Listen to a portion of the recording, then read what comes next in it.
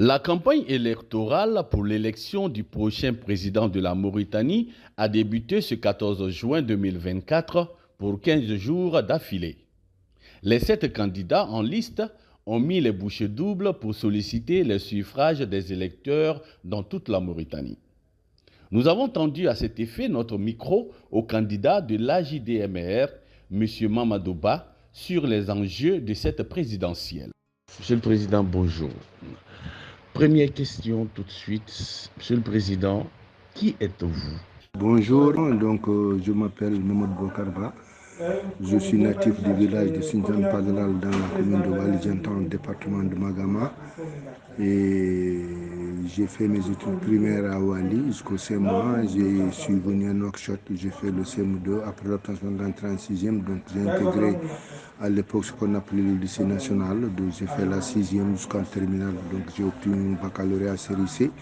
En 1974, j'ai été orienté au Maroc pour faire télécom. J'ai fait donc l'Institut national de postes et télécommunications où j'ai obtenu un diplôme d'ingénieur d'application au bout de 3 ans de formation. Et en 1977, je me suis inscrit grâce à ce diplôme à l'université Mohamed VI en licence de physique. Et j'ai fait la licence et la maîtrise, je suis rentré en Mauritanie.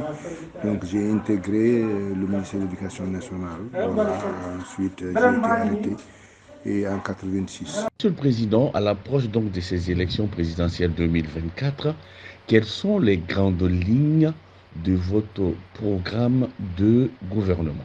Donc les grandes lignes de notre programme, c'est tout simplement d'essayer de colmater, de refaire ce qui a été vraiment endommagé par les pouvoirs publics qui se sont succédés depuis l'indépendance jusqu'à nos jours. Problème de cohabitation entre nos communautés et puis la malgouvernance. Voilà, nous pensons que ça c'est des éléments fondamentaux sur lesquels nous devons agir si nous voulons vraiment construire un pays où il fera bon vivre. Une autre question est le défi sécuritaire en Mauritanie. Monsieur le Président, nous voyons un peu tout ce qui se passe dans la sous-région. Est-ce que la Mauritanie, si vous êtes président, est-ce que la Mauritanie doit changer son système de sécurité ou celui-là il est bon et que feriez-vous? Donc la cohabitation entre nos communautés est un problème qui a été généré par les pouvoirs publics en faisant en sorte de favoriser cette communauté-là au détriment de l'autre. Et ça a créé des tensions, en tout cas par rapport à notre vivre ensemble.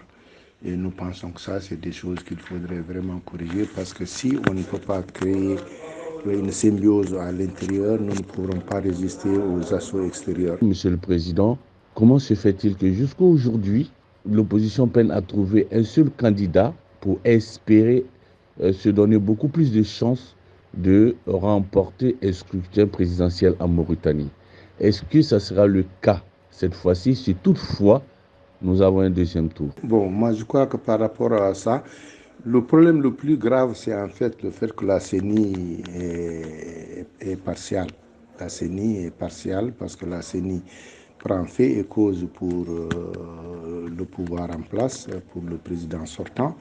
Et je vais même vous envoyer une vidéo où on entend le porte-parole de la CENI en face du président de l'INSAF qui demande à comment faire pour faire en sorte que le président sortant soit réélu pour son deuxième mandat qu'il dédie à la jeunesse et que ce mandat soit une réussite.